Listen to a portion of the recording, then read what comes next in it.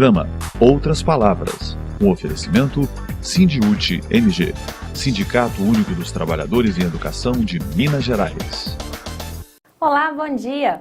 Veja no programa de hoje, no Educação em Debate, saiba como comprovar e combater o assédio moral no ambiente de trabalho. Na atualidade, os principais desafios enfrentados pelos trabalhadores rurais sem terra. O Momento CUT Minas esclarece o que é o Fundo de Amparo ao Trabalhador, FAT. Tire sua dúvida com o Departamento Jurídico do Sindiúti. A coordenadora-geral do Sindiúti, Beatriz Cerqueira, conversa com a médica do trabalho, doutora em Psicologia Social e coordenadora da Rede Nacional de Combate ao Assédio Moral e a Manifestações de Violência, Margarida Barreto, sobre assédio moral. Acompanhe.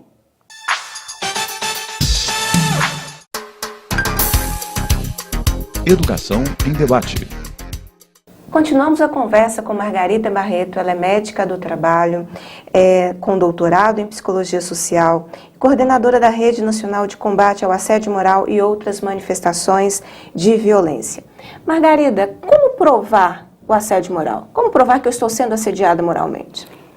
Essa é uma discussão muito grande, principalmente de advogados, juristas, em que dizem que você não pode comprovar aquilo que é subjetivo, aquilo que é da ordem das emoções, dos pensamentos, das angústias, enfim. Não, é possível sim provar. A gente sabe que muitas vezes uma pessoa que foi assediada, os seus companheiros o coletivo tem medo, tem receios, porque esperam não ser o próximo, tem medo de ser o próximo a ser humilhado, a ser desligado da empresa. Mas se aquela pessoa que está sendo humilhada, se ela diariamente faz em casa, chega em casa, escreve o que está acontecendo, uma espécie de diário de bordo, em que ela conta exatamente o que aconteceu naquele dia, o horário, quem foi, quem estava presente, palavras que foram ditas, ela está constituindo uma prova que hoje é aceita. A segunda coisa, ela pode gravar tanto com seu celular, como filmando, a própria voz também tem sido aceita em várias varas do trabalho. Ela pode também, um colega que tenha sido demitido da empresa, que conhece essa chefia ou conhece a empresa, como se organiza o trabalho na empresa, também ele pode ser testemunho. Mas tem muito mais do que isso. Esta pessoa, se adoeceu em consequência do assédio moral, na medida que ela vai a um médico e que ela pede um atestado médico ou vai a um psicólogo, um relatório, isso também serve como prova. Quando ela faz uma denúncia ao Ministério do Trabalho e Emprego, a vários outros locais, a Comissão de Direitos Humanos, isso também constitui uma prova. Ou seja, é possível sim, quando lidamos com assédio, ele diria quase que é uma esfinge com várias faces, porque o assédio tanto é tratado pela medicina do trabalho, também pela psicologia, que é necessário o acolhimento daquele que sofreu ou que está sofrendo o assédio, mas também é da área do direito, porque é uma violação aos direitos humanos fundamentais que uma pessoa que sofre assédio passa ou passou, né? E também é da área da sociologia, na medida em que compreende as razões pela qual esse indivíduo passou o assédio. Quando eu vou compreender as razões, é necessário eu pensar tanto conjunturalmente como estruturalmente. O que é que aconteceu nesse país, o que é que aconteceu nessa empresa nos últimos anos ou não? Tem um turnover muito grande, se demite trabalhadores, teve algum plano de demissão voluntária ou incentivada, e as reestruturações, como é que se deram, enfim. O que ocorre com esse risco não visível é que ele é mais difícil, digamos assim, para você ir computando, para você ir juntando as provas, mas não é impossível, tanto que hoje, no Brasil, se nós olharmos as estatísticas, vem aumentando o número de denúncias e vem aumentando também as jurisprudências a favor dos trabalhadores. No caso do poder público, a ouvidoria é um caminho? Olha, eu já acreditei nessa ilusão. A ouvidoria não é um caminho, e eu diria por quê. Esses ouvidores, apesar da sua boa intenção, não têm autonomia. A mesma coisa nós poderíamos dizer com recursos humanos, ou mesmo o médico do trabalho da empresa. São pessoas que estão comprometidas diretamente, no caso do médico da empresa, ou do psicólogo da empresa, ou RH da empresa, comprometida com aquela empresa, né? Então, muitas vezes o que eu tenho visto é a atitude da empresa de fuga, faz de conta que não aconteceu o assédio, que ali não existe o assédio, e quando ela reconhece ou quando ela é julgada responsável por aquilo que ocorreu dentro do seu espaço, normalmente ela recorre, entrando em outro assédio, que eu te diria, um assédio processual, porque ela vai criando obstáculos para que aquele trabalhador não saia vitorioso dentro da sua denúncia, né? Então, esses obstáculos terminam ocasionando um assédio processual. Então, as possibilidades aí de prova é possível, sim, né? Contanto que se dimensione que a gente está lidando com risco não visível, a possibilidade de um colega ou um colega que trabalhou na empresa ser testemunha, sim, é possível, e toda essa prova que ele vai acompanhando e guardando à medida que o tempo vai passando e que ele vai nos diferentes espaços procurar o acolhimento. Aqui em Minas Gerais, Margarida, a gente tem uma experiência muito difícil, que a relação de conflito com a Secretaria de Estado da Educação, ela é muito forte, e as nossas experiências demonstram que é a própria secretaria que fomenta, muitas vezes, práticas de assédio moral. O que fazer quando é o próprio poder público que é um protagonista de uma prática tão ruim para a vida do trabalhador? O poder público que deveria ser o garantidor de direitos, né? Sim. O protetor do trabalhador. Você tem toda a razão nesse sentido. O que vemos por todo o país é ainda práticas de coronéis verdadeiros, donos do poder, né, que por mais que nós tenhamos avançado nesses últimos anos do ponto de vista da democracia, né, mas alguns ainda se apegam de tal forma ao poder que atua como coronel, que não aceita qualquer crítica, ao contrário, que elimina aqueles que resistem, aqueles que criticam, aqueles que apontam falha. Quer dizer, é uma atitude que não melhora andar processual aí, a própria democracia se emperra em relação a essa questão. Infelizmente é comum, agora a conduta é a mesma, denunciar, denunciar e denunciar, dar visibilidade. Quando nós falamos denunciar e dar visibilidade, nós tivemos vários casos no setor público vitoriosos, tanto no setor bancário como na academia, com diversos setores em que a denúncia, por exemplo, eu estou falando e me lembrando de um caso de uma universidade famosa no Brasil e em São Paulo em particular, em que essa trabalhadora foi assediada sexualmente, depois assediada moralmente e, por fim, no ano 2002, ela denunciou o caso, a reitoria negou que houvesse acontecido, acusava a própria trabalhadora, na verdade, quem tenha assediado tanto sexualmente como moralmente foi um professor de renome, conhecido internacionalmente, então isso, a própria universidade negava o fato. Ocorreram várias reuniões no Ministério do Trabalho e Emprego, no Ministério Público, essa moça foi avante, sofreu bastante, tentou por 2 vezes suicídio, e 10 anos depois ela foi vitoriosa, né? Quer dizer, isso mostra a resistência que há, inclusive do próprio setor público, porque a justiça está dentro do âmbito público, a própria resistência no sentido de emperrar que uma universidade de renome internacional fosse denunciada por assédio moral foi muito intenso, e essa moça foi de uma resistência muito grande. Hoje, para mim, ela é um exemplo de luta, quer dizer, não só ela se tornou uma combatente do assédio moral, como tem também conquistado coisas incríveis, como agora recentemente na Universidade Federal do Amazonas, UFAM, também os professores do setor público federal vem denunciando as questões de assédio. Houve recentemente, agora recente, há menos de uma semana, uma audiência pública na própria Assembleia Legislativa do Estado, já houve no Senado, vários, enfim. E esta moça, essa assediada dessa universidade, foi nos representando enquanto rede, e de lá saiu um documento muito interessante, né, sobre que pela primeira vez, podemos dizer, uma universidade reconhece que no seu ambiente tem assédio moral, tem atos de violência. Ora, qualquer que seja a empresa pública, qualquer que seja o setor, qualquer que seja o departamento, na medida que não reconhece, não quer fazer nada. É preciso que se deixe muito claro, quando uma empresa pública ou privada quer combater de frente o assédio moral, a primeira coisa é ela dizer claramente para todos, olha, tolerância zero ao assédio moral. tolerância zero às violências que ocorram aqui dentro do ambiente de trabalho. E, segundo momento, fundamental, que não pode ser imediato, a gente reconhece, mas que é fundamental, é reorganizar o trabalho. Ora, quando eu digo isso, o que significa? Hoje você tem um trabalhador que não faz tudo. É um trabalhador quase, não só polifunção, mas bombril. É o homem para toda hora, para tudo, faz 1001 coisas. A gente brinca dizendo assim, brinca de uma forma muito séria, mas dizendo que é o exército de um homem só. Então, você imagina o que é isso no cotidiano, uma semana, 2 semanas, meses e anos. Este homem sobrecarregado de trabalho, chega um momento que realmente as consequências para ele são as mais dramáticas possíveis. Então, é isso que é necessário mudar. A forma de organizar o trabalho, né?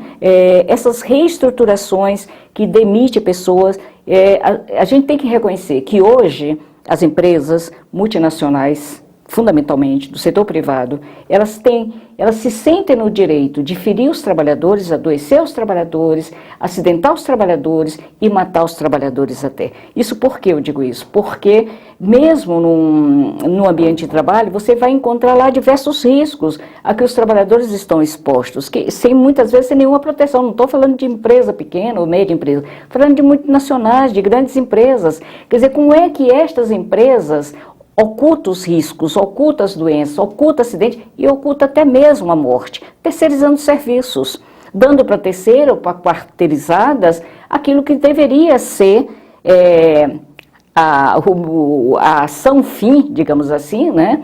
Elas passam para terceiras. Quer dizer, é algo que é dramático quando a gente pensa o que está acontecendo com os trabalhadores em nosso país. Mesmo quando a gente fala em pleno emprego, a gente tem que se perguntar que tipo de pleno emprego é esse. Se é terceirizados, se é precarização das condições de trabalho, se é precarização do trabalho, precarização do salário, não queremos isso, não queremos terceirização, não queremos está ali cooperando com a morte e com o adoecimento de trabalhadores, como vem ocorrendo, porque são situações que ficam totalmente subnotificadas, ocultas da realidade nacional. E olha que a nossa realidade, em termos de notificações de adoecimentos, parece que você está lidando com números de guerra, ou mais até de uma guerra, de um massacre. Nós tivemos o ano passado em torno de 750 mil doenças e acidentes do trabalho, mortes. Normalmente, anualmente, é em torno de 3 mil, 2.700, 2.800, 3 mil mortes. Quer dizer, a gente não está falando de guerra. E, ao mesmo tempo, nós estamos falando de uma guerra pela produção, uma guerra de ganâncias, uma guerra pela lucratividade. Então, eu acho que é isso que nós devemos pensar, o que ocorre dentro daquele intramuros, do lado de lá, e quando o discurso que é emanado, que é dito para a sociedade, é um discurso belo, é um discurso sedutor, é um discurso da empresa, da ética corporativa, da sustentabilidade, né? E ao mesmo tempo, quando você olha em números que são subnotificados, essa realidade da empresa, o que você encontra é isso, pessoas sendo humilhadas porque não produziu, sendo descartadas porque adoeceu, adoecendo e sendo demitidas porque já não dá a produção que dava antes. Quer dizer, então esse é o quadro que nós temos, o qual nós não podemos aceitar, concordar de forma alguma. E daí a necessidade, cada vez mais, nós darmos visibilidade, combatermos, e até porque eu creio que quem provocou a crise, que se passa, não só Brasil, não estou falando de Brasil, que é até mais amena, não estou falando internacionalmente, quem provocou a crise, que foi o capital financeiro, foi o grande capital, não pode ser o solucionador dessa crise, não pode trazer a solução para os trabalhadores. São os trabalhadores unidos, juntos, refletindo, pensando e agindo fundamentalmente no sentido de uma transformação. Você teve a oportunidade de acompanhar um debate importante sobre assédio moral, o que é, as suas consequências, a responsabilização do poder público. Esperamos ter contribuído para que cada trabalhador e trabalhadora possa reagir e dizer não ao assédio moral no seu local de trabalho. Muito obrigada, Margarida, pela sua presença e a participação no nosso programa. Eu que agradeço você, obrigada, e espero que os trabalhadores reajam no sentido de se unir, de procurar o seu sindicato, de não permitir que seus direitos sejam violados constantemente. Quer dizer, trabalhar não significa se tornar escravo de multinacionais ou de empresas locais. Trabalhar significa ter dignidade, ser reconhecido, ser valorizado naquilo que faz. Tire sua dúvida com o nosso departamento jurídico. Tira dúvidas. O servidor efetivado pela Lei 100 de 2007 tem direito ao FGTS? Sim, de acordo com a lei do FGTS, os contratos que forem declarados nulos por inobservância ao artigo 37, inciso 2º da Constituição Federal, têm direito ao recolhimento do FGTS. Diante da decisão do STF, que declarou inconstitucional a Lei Complementar número 100, que efetivou milhares de servidores públicos sem a prévia aprovação em concurso, esses servidores terão direito ao recolhimento do FGTS, que deverá ser feito pelo Estado de Minas Gerais. O Sindiúte já ajuizou medida coletiva. Os servidores que queiram poderão ajuizar a sua ação individual. Os documentos estão elencados no site do Sindiúte. Saiba o que pensam os trabalhadores da educação em Minas. Profissão educador. Para nós, a subsede de Muriaé, esse encontro é muito caro, porque a subsede foi pioneira no movimento de combate ao assédio moral. Conseguimos produzir material, trazer vítimas que levaram seus depoimentos junto à Comissão de Educação da Assembleia Legislativa de Minas Gerais. Esse material foi encaminhado para a Secretaria de Educação, para o governo, e conseguimos com isso um resultado concreto, que é a substituição dos quadros diretivos da Superintendência Regional de Ensino de Muriaé. Conseguimos também com isso uma mudança no ambiente de trabalho daquele local, da Superintendência de Muriaé. Então, para nós isso tem grande significado. Agora estamos aqui para reforçar novas práticas de combate ao assédio, novos materiais, para que possamos fortalecer esse movimento. Maria da Penha de Araújo, sou da rede municipal da cidade de Patinga, da escola Chilene Cristina Pereira. Estou na rede, vou fazer 5 anos agora, e estou muito feliz, porque a partir do momento que nós estamos conscientes daquilo que nós estamos fazendo como profissional na área da educação, temos liberdade também de expressão. E com isso a gente usa a nossa imaginação e somos capazes de alcançar voos que os nossos colegas que ficaram parados no tempo ficam imaginando, nossa, ela conseguiu. Mas parado no tempo a gente não vai chegar a lugar nenhum. É com muita garra, determinação e respeito aos nossos colegas. Queria falar sobre a importância dos educadores do Estado de Minas Gerais e da educação em geral, Porque todos na escola fazem parte. Todos da escola são educadores, cada um na sua área, mas todos têm a sua importância. Se um falhar, a educação fica falha. E então tem que haver um envolvimento de todos da escola para que haja uma melhoria na educação. E hoje é isso que nós lutamos muito por isso, por essa melhoria da educação. O Atualidade recebe Oswaldo Samuel Costa Santos, Movimento dos Trabalhadores Rurais Sem Terra, para uma conversa sobre as suas principais lutas. Atualidade. Estamos recebendo hoje o Samuel Costa Santos, ele que é diretor do MST, da direção do MST, Movimento Sem Terra, em Minas Gerais. Tudo bem, Samuel? Tudo bem. A reforma agrária é um tabu no Brasil, Samuel? Tem pelo menos 50 anos que esse assunto está na pauta, né? A reforma agrária é sim um tabu no Brasil. O Brasil é um dos poucos países do mundo que não realizou a reforma agrária. E ela continua sendo um desafio latente para nós. Em 88, na Constituinte de 88, a nossa Constituição delegou uma função social à terra como um recurso natural e tem que produzir alimentos à sociedade brasileira. E nós temos ainda muita terra improdutiva no Brasil. Justamente, muita terra improdutiva, terra pública, inclusive no estado de Minas Gerais.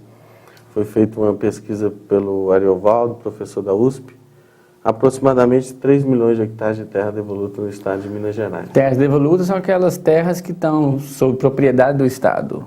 E que hoje são usadas em quê? Estão sem utilização ou tem eucalipto plantado por lá? Grande parte dessas terras foram, desde a década de 70, foram cedidas a empresas, muitas empresas internacionais, né? Com produção de eucalipto, principalmente na região do norte de Minas, Vale do Jequitinhonha, região do Rio Doce. É onde está mais concentrada essas terras evolutas. Agora, eu sei que vocês têm aqui, o MST, aqui em Minas Gerais, tem 42 assentamentos, né, ou seja, pessoas já estão assentadas na terra, produzindo, 35 acampamentos, suponho que a maioria ainda sem a terra, né, em condições precárias, e quase mais de 4.000 famílias envolvidas. Qual que é o grande desafio hoje, tanto do assentamento quanto do acampamento, os problemas que vocês enfrentam? Então, nós temos em Minas Gerais aproximadamente 4.000 famílias que já passaram pelo MST, que hoje nós temos acampado aproximadamente 3.000 famílias, mas que exigiria, né, de ser assentada no Estado. Nos assentamentos, o principal desafio é a infraestrutura. Então, nós temos aproximadamente 80% das famílias assentadas não têm energia elétrica. Então, estão vivendo no escuro ainda? E o programa do governo federal aí? Então, é um dos desafios federativos no Brasil que muitas políticas nacionais não são implementadas pelo governo do Estado. Inclusive a política de aquisição de alimentos, né, de merenda escolar, né, que 30% da merenda escolar tem que ser oriunda da agricultura camponesa familiar. Né? Só para que o público entenda, então existe um programa federal de aquisição de alimentos dos pequenos agricultores, mas para que ele funcione de fato no estado, no município, os governos locais é que tem que tomar a iniciativa. Governos estaduais e municipais têm que passar por eles. Em Minas Gerais nós temos esse desafio. Então, mesmo com as famílias assentadas sem essa infraestrutura de energia elétrica, acesso à água potável, nós conseguimos ter uma produção muito satisfatória, né?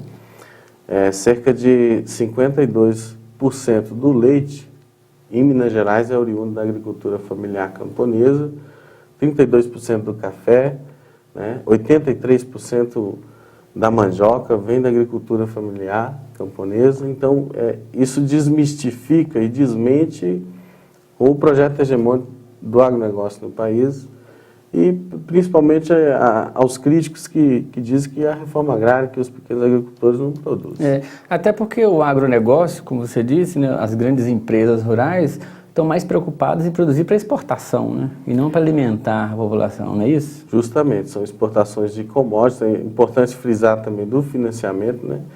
O agronegócio tem um financiamento agora foi aprovado recentemente, 156 bi, enquanto a agricultura familiar tem 26 bi. Então não há uma injustiça ainda na distribuição de financiamentos para a agricultura no Brasil. Uma diferença gigante. Agora, eu escutei recentemente, Samuel, um radialista em Belo Horizonte fazendo um comentário, né, a favor do uso de agrotóxicos nas grandes culturas, né, do agronegócio. E segundo ele, esse radialista de uma emissora de Belo Horizonte, o acampamento de trabalhadores rurais não conseguem produzir em quantidade nem em qualidade porque não usam agrotóxicos. O que você acha disso? É uma contradição, porque os dados que nós temos da agricultura familiar no país é que seria em torno de 70% da produção que chega na mesa do brasileiro vem na agricultura familiar. Então nós temos os nossos acampamentos, assentamentos que estão nas comunidades rurais, né? Todos eles participam das feiras, né? Tem produção nas feiras. As famílias que foram assentadas ainda sem condição de produzir efetivamente, mas produzem e têm uma relevância. Posso citar um acampamento de Pirapora, por exemplo. Nós conseguimos baixar o preço do feijão lá. Em uma safra foi mais de 600 sacos de feijão. O feijão estava num preço de R$400 o saco, nós estamos vendendo a 280. Então vocês contribuíram, além de produzir e sustentar as famílias, para a economia local também. Isso, sem dúvida. E um fator importante de frisar, destacar, é que a nossa produção vem de uma matriz agroecológica. Então nós somos contra o uso de agrotóxico, né? No Brasil se tem mais de 20 tipos de agrotóxicos. Sementes transgênicas, não? Não, somos contra os transgênicos, né? Temos nossos bancos de semente, buscando constituir eles e reafirmar a identidade e a soberania do país passa por sua semente, por sua cultura, pelo seu povo. Obrigado, Samuel. Boa sorte e até o próximo programa. Eu agradeço a oportunidade de estar aqui. Obrigado. Vamos a Brasília com as notícias da CNTE. Momento CNTE. Hoje, a sede da Confederação Nacional dos Educadores e Educadoras do Haiti funciona em uma sala no pátio de uma escola, depois que a sede foi destruída há 5 anos no último grande terremoto. Para garantir uma nova estrutura para os trabalhadores haitianos, a CNTE fez uma campanha com a Internacional da Educação e com a contribuição de 32 sindicatos brasileiros, foi possível comprar um terreno no valor de $82 mil.